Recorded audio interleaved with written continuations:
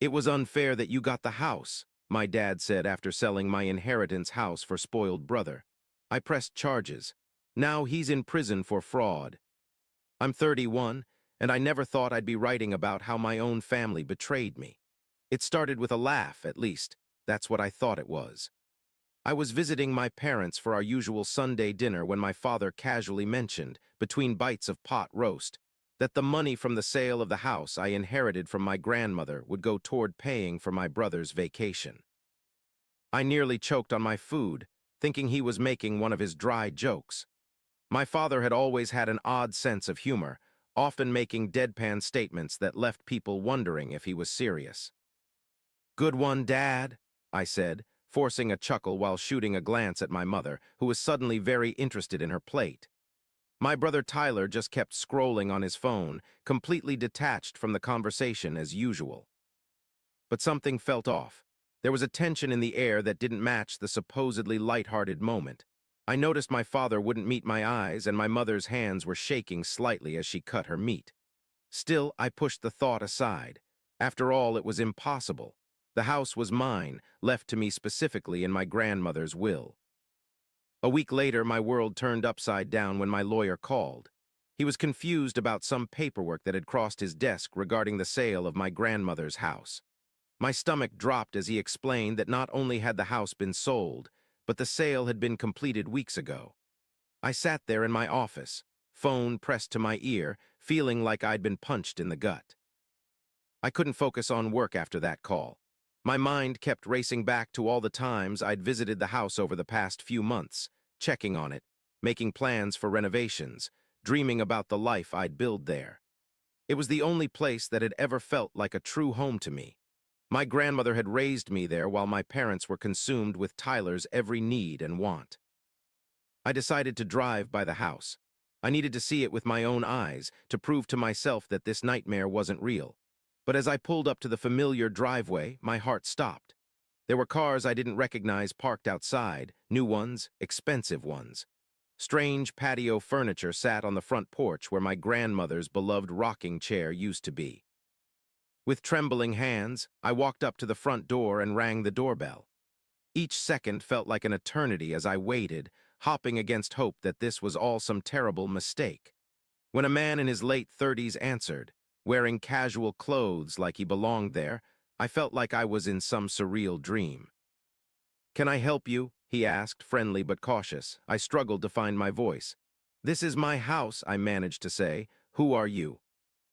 The man's expression shifted from welcoming to concerned. "We bought this house last month from the owner." He said it so matter-of-factly, like he was stating the sky was blue. "You what?" I felt dizzy, gripping the door frame for support.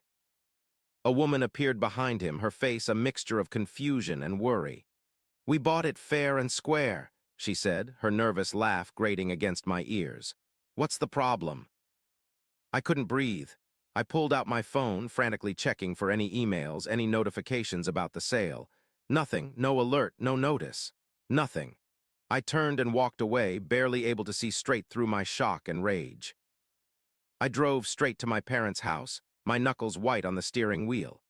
The same house they'd lived in for 30 years, where Tyler still lived rent-free at 24. I found him sprawled on the couch in the living room, exactly where he always was, playing games on his phone. "Where's Mom and Dad?" I demanded, my voice shaking. He barely glanced up.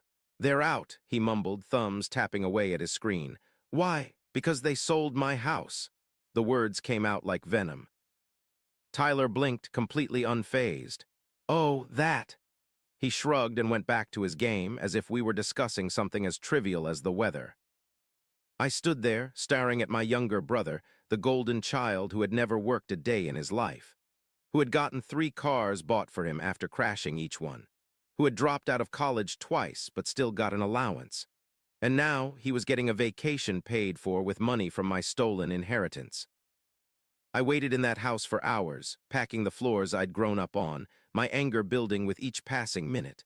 When I finally heard the garage door open, I was ready. My parents walked in carrying shopping bags, more things for Tyler, no doubt, and froze when they saw me. "What the hell did you do?" I asked, my voice eerily calm despite the rage boiling inside me. My father set down his bags slowly, exchanging a look with my mother. She hurried off to the kitchen, leaving him to face me alone. "Look, son," he started, using that condescending tone he'd always used when explaining why Tyler needed something more than I did. "It was unfair that you got the house. Your mother and I had other plans." "Plans?" I was trembling. "So you forged documents and sold my house? The house Grandma left to me in her will? You committed fraud." "Don't be so dramatic," he said, waving his hand dismissively. "Tyler needed a vacation. He's been stressed, and he needs a car. He's the one with potential." "Potential?" I laughed, but it was a hollow sound. "He's 24, unemployed, and living in your basement, and you stole my inheritance to buy him a vacation." "Now that's enough," my father's voice hardened. "Your brother has had a rough time lately. That gaming tournament didn't go well, and he's been very upset about it. Besides, you have a job. You don't need the house." I couldn't believe what I was hearing. My grandmother's house, sold without my knowledge or consent, all because Tyler was upset about losing a video game tournament. The house where I'd spent countless hours with my grandmother while my parents were busy catering to Tyler's every whim. The house that was supposed to be my fresh start, my chance to build something for myself. "I'm not letting this go," I said, my voice low and dangerous. "You know that, right? This isn't like all the other times you favored him over me. This is fraud. This is theft." "Don't be ridiculous," my father scoffed. "We're family. We did what was best for everyone." "No," I corrected him, "you did what was best for Tyler, like you always have, but this time you broke the law to do it." I turned and walked out, ignoring my mother's calls from the kitchen.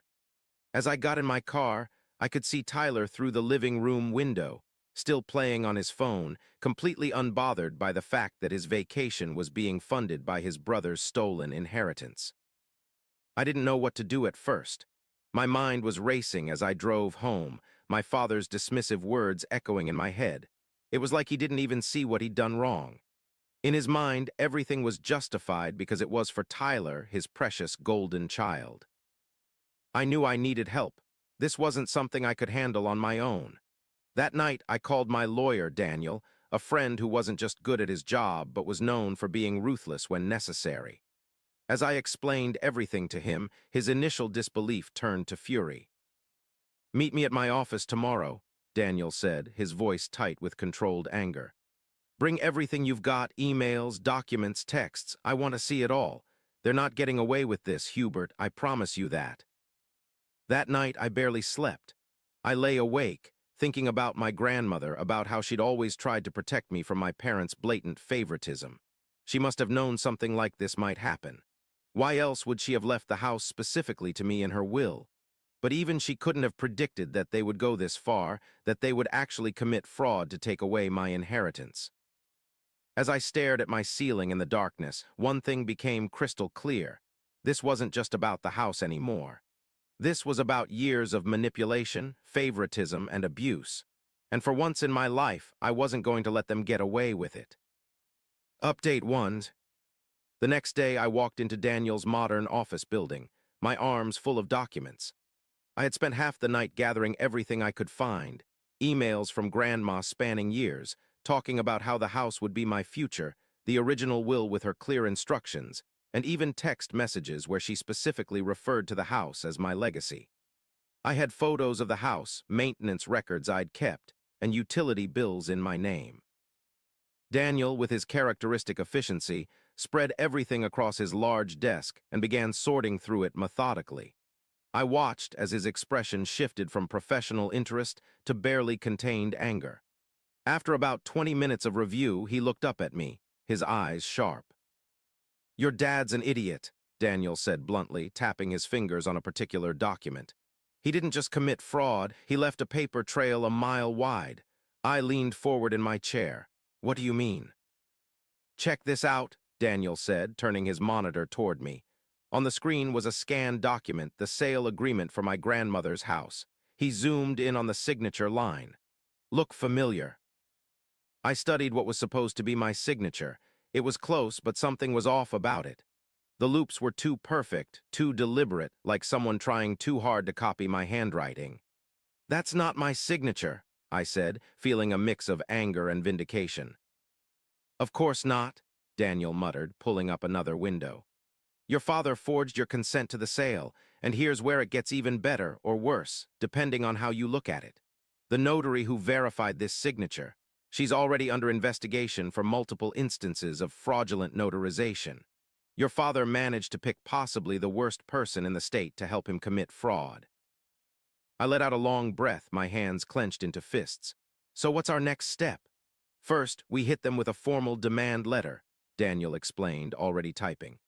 We give them exactly 48 hours to return the full amount from the sale, $200,000. It's a courtesy, really, and a chance for them to avoid the nightmare that's coming if they don't comply. But given what you've told me about your father. Not a chance, I finished his thought. He won't pay. He probably already spent half of it on Tyler's vacation plans.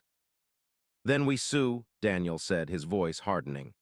We go after everything. His assets, his house, his savings, everything. And we make sure the DA's office gets a complete file about the fraud. Your father's looking at serious charges here. Daniel spent the next hour outlining our strategy, explaining how we'd approach both the civil and criminal aspects of the case. By the time I left his office, I felt more confident than I had in days. A week later, the formal demand letter was delivered to my parents' house by courier. I knew the exact moment my father received it because my phone started buzzing with calls from both my parents. I ignored them all. The next morning, my father left a voicemail that made my blood boil. Son, we need to talk about this. You're making a big mistake. Family doesn't do this to family. Call me back. I didn't call back, but I did text him. You can meet me at coffee at 2 p.m. That's your chance to make this right. When I arrived at the coffee shop, my father was already there along with my mother. They'd brought Tyler too, which didn't surprise me. They always used him as emotional leverage. Hubert, my father began, his voice carrying that familiar patronizing tone. This is ridiculous. You're being completely unreasonable. We're family. I remained silent, watching him squirm. My mother kept wringing her hands while Tyler slouched in his chair, somehow managing to look both bored and annoyed. Listen to me, my father continued, leaning forward. This isn't how we handle things in this family. You don't take your family to court. You don't try to ruin your father's life over money. Think about what this will do to your mother, to Tyler. I could feel the rage building inside me, but I kept my voice steady. This isn't about money anymore. You didn't just take money from me. You stole my inheritance. You forged my signature. That's fraud, Dad. You're looking at jail time. My father's face paled slightly, but he quickly recovered. Don't be dramatic. No judge is going to send me to jail over a family matter. Besides, think about your future. Who's going to hire a lawyer who sued his own father? I'm not a lawyer, Dad, I reminded him. Remember, I'm disappointed in those who went into business instead of law school like Tyler, who, by the way, dropped out after one semester. Tyler finally looked up from his phone. Hey, don't drag me into this. It's not my fault you're jealous. My mother reached across the table, trying to take my hand. I pulled away. Sweetheart, please. Your father made a mistake, but he was just trying to help the family. Tyler really needs this vacation and... Stop, I cut her off. Just stop. This isn't about Tyler's vacation anymore.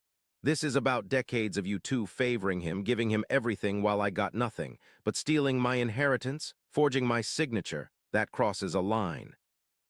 My father's demeanor suddenly changed. His voice became softer, almost pleading.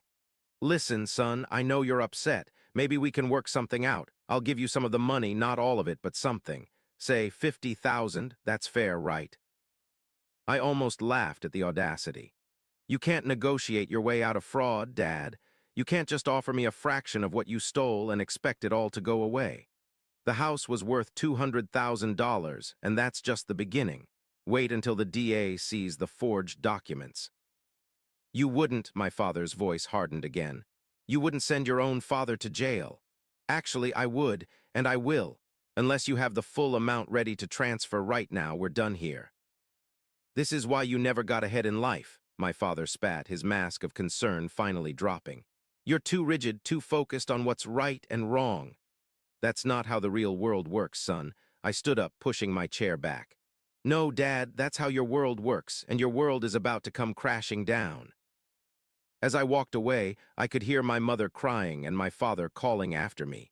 But for the first time in my life, their manipulation didn't work. I felt strong, confident in my decision to finally stand up to them.